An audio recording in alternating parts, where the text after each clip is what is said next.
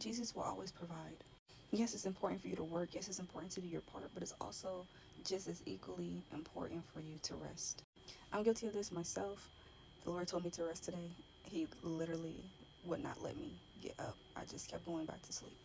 So even in the midst of you feeling overwhelmed or discouraged, or you feel this urgency to work and you're trying to build something or you're trying to pay off debt, it's like we come in agreement with this lie from the devil, honestly, of, oh, if I don't work every single day, then for some reason we think our life is going to crash and burn.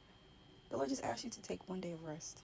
If God Himself rested from His work, why do you think that you're excluded from that? And so He gave me this comfort because He reminded me that He provided, according to Exodus 16 and Numbers 11, He fed the children of Israel for 40 years, every single day. Every single day He gave them manna, which was bread, and He gave them quail, which is chicken, for 40 years. And the crazy part is that journey was supposed to take 11 days, but because of their complaining, it took 40 years. And even in the midst of their complaining, their rebellion, their disobedience, them running their mouth, worshiping other gods, rejecting their God, He still provided. And even in Deuteronomy 29 verse 5, it says that their clothes and their shoes never got worn out. So it's like they lack nothing. They have food.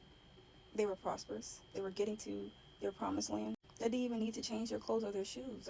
That's how much favor that they had. We even see accounts of like the woman that had favor because she blessed Elijah. She said, I didn't have that much oil. She didn't have anything. Elijah asked this woman to give me the last of what you had, basically. And out of her faith, out of her obedience, that oil kept overflowing. And she had so many jars to where she had plenty. And this happened during a famine. So the fact that she obeyed the prophet and trusted that the Lord will provide shows that He always will. You find this in 1 Kings 17, verses 8 through 16. And then we get to Leviticus 25.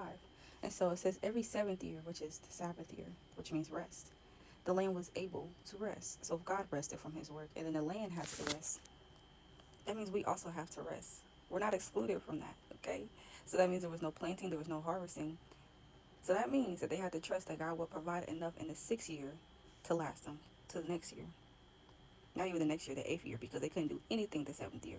So they had to trust the Lord will provide double, which He did every single time. And He did the exact same thing with the children of Israel when He was sending bread and chicken from heaven, because the seventh day they weren't able to work. So the sixth day, they had to literally, the Lord would give them double, and they had to gather the double because the next day there would be nothing that rained. So they had to trust in the Lord's provision. They had to obey, because had they not believed what the Lord had told them, they wouldn't have had food for the next day, and they had to starve on that seventh day and then